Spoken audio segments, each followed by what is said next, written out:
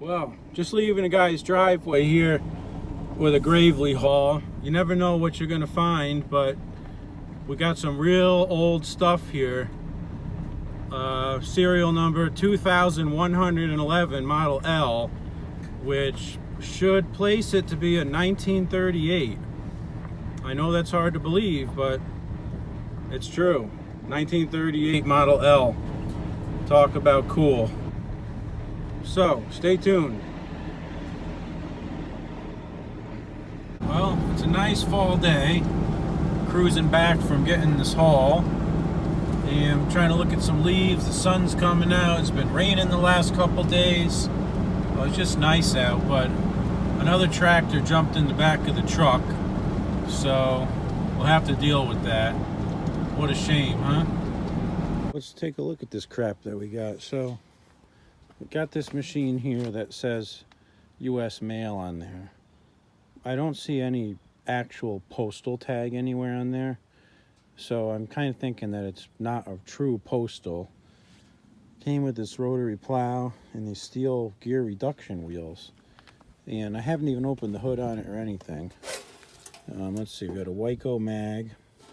Some interesting pieces of fuel line on here. Something to protect the plug from hitting the hood, which is interesting. And it does turn over, which is cool. Got this early rotary plow here. It's got a 3-bolt slip clutch on it, and that came with the deal. I don't know if you can see how rotted this is. It's like the metal here is just totally gone. The sun is really screwing up the camera here, but I never seen anything like that. We got this thing here, which isn't too exciting. Then we got this one here, which is the 1938. It's in rough shape, but it's still a 1938. And it has some kind of metal thing on the hood. I can't read it, but it's the tag of the dealer that it came from. And if I look under the hood, it's been upgraded. It's got a Fairbanks on it. It's got a spin-on oil filter, but I've never seen anybody have a filter go upright like that. Usually they're, you know, horizontal, not vertical. So that's kind of strange. Doesn't have the original exhaust on it. The hood is pretty much broken off on the bottom. It does have a cast iron carb that's totally locked up. Probably an idiot for buying this. I probably never should have. They all got flat tires.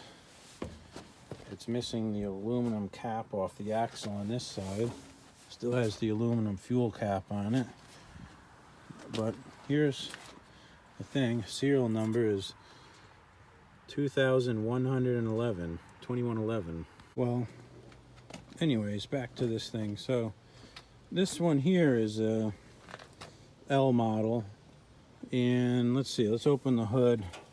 Someone put a Bendix mag on it. It's got the original oil filter. It has pretty much the right carburetor that should be on this 38, but someone's modernized it with a governor and a new style hitch. And then the bad part about this 38 is that the handlebar is broken off here. The thing's all rotted out under the grip, and the guy that was selling it, he broke it off, but it was laying on the ground next to it. I know it doesn't do me any good, but I got it. And someone's upgraded this thing to newer levers. It was probably done by a dealer, to be honest with you. But that's the scoop. And then we got this other one here. You know, we already talked about that. Now, we got some attachments here too. So we got an old sickle. We got an old school reel model with the side gear thing on there. We got a saw blade attachment. We got a cultivator, and we got this cool old plow. And I don't really know if this plow is homemade or if that thing is factory, but it's really cool. All right, so dating the tag on this one, it's a 1953.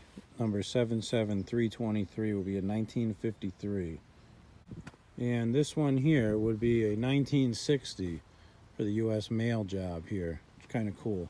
Let's go back to this 38 for a minute. So one other thing is that these tractors are supposed to have aluminum heads on it. And if I open the hood, it is an aluminum head. So that's really cool. And I don't know, hopefully we can get all them head bolts out and stuff. That would be helpful. But this is pretty cool. I mean, it's rough, but you know, it's pretty cool, even though it's rough. Couple stories here. The guy that had the 38 said his father had gotten the Graveleys in the 1950s. And when he was a kid, he remembers using them. His father's been deceased for a while, and he's had them for over 20 years, he said. And I guess, theoretically, they ran when he parked them. After he inherited them, he said he had plowed his driveway with it a few times, but they just sat, so it'll be cool. And the other one, the post office tractor, I really don't think it's a real postal machine because there's no brass property of U.S. Postal Service tag on there. The guy that I got it from said that his aunt worked at the post office and it was his uncle's tractor, so it very well could be that it really came from the post office, maybe when his aunt worked there. And I don't know if they would have removed some of those property of the Postal Service tags before they got rid of the machines or what the deal is, you know, but that's kind of the deal. So whether it's a fake postal or a real postal, it's still cool. And those gear reduction wheels with the metal steel wheels, they're really cool. So hopefully we can do something with this pile of crap next year. But for now, we've just got to unload it and think about it and dream about it all winter. And maybe next year we can fart around with it. You can see on this thing that someone definitely put white paint on it because you got drip marks all down the advanced casting. But, you know, I can't really tell. I'd have to scrape some paint off if there's actually yellow under there or if someone just painted this thing white, but it's still interesting. Well, looking at this tractor here, I'm going to call it the faux postal, definitely has a red hood underneath and a red shield. I don't know if I can see under this paint here, but I took the cap off the gas tank and I looked in the gas tank and I can see light through the bottom. So what the heck's going on here? So I come down underneath here and the whole fuel bowl is broken off. It's like it came unsoldered from the bottom of the tank. I've never seen that before, but it does actually turn over. There's all kinds of dirt and acorns and crap in there. Ooh, the bag clicked too. I was actually thinking in my head, like, man, wouldn't it be cool if I could fire this up and plow the garden with it? Anyways, that's a good sign. Well, this old rotary plow here has a 3-bolt slip clutch, so it's really old. And it appears to be locked up right now also, but still cool. And I was trying to show this before, how deteriorated that metal is on the top. I'd never seen anything like that. It's really just nuts. I don't know if it was upside down in the dirt or if someone tried to use a torch on there and it melted it or something. I just don't know, but it's nuts. Well, you know that a tractor's been sitting a long time when moss is growing on the starter rope. How's that, huh? That's crazy. Anyways, pretty cool. Looks like the wheels are bent in the front down there. Don't ask me how they did that, but they did it. Huh, it's a little bit of oily looking crap on the bottom of the plow and a piece of rope, as if someone drove it through a piece of rope. So chances are the oil seal's bad. But man, this thing is cool.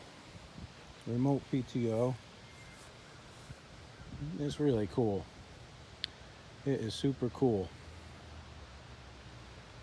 All right, let's look at this 1950 a little more closely. Well, has a typical broken off exhaust manifold, go figure. It's got a W18 spark plug in it, where the other one has a W14. Here's something I've never seen. Look at this nifty little spark plug wire clip that comes off the air cleaner. I've never seen one of them before. Usually there's a clip up here on this middle head bolt that would hold that on, and not this clip down here. Unfortunately, it's got a freaking Bendix mag on it. Those things suck. But that is really time period correct to this machine, is that they probably came with that from the factory. Still has the old school valve covers on it, the spring loaded ones. Has this newer hitch on there that's modern, Gravely orange, we'll say. But it is pretty original. It's got the manual PTO lever. And I think this one turns over. I'm gonna see. Yeah, it is turning. Oh, tough, but it's turning. I'm gonna turn it backwards here. Yeah, it might have a frozen valve because you get to a certain spot and it just won't go any farther. So it probably does have a stuck valve on it, but at least you can move the piston. That's most of the game there. I don't know what I'm going to do with this one. I really don't need a 1950 Model L, but we're going to have to keep it maybe for parts for the 38. Here's something else that amazes me, these tires. So this stupid thing, the tube, still holding air. Look at the tires, totally shredded and destroyed, but the tube is still holding air. And this one does have this really cool cap on here. I don't know if that's aluminum or stainless steel, but it's a little bit different than the caps on the 38. The 38's missing a cap, so maybe we have to put one of these caps on the 38, not sure. Well guys, I hope you enjoyed this haul. It's a little preview of it.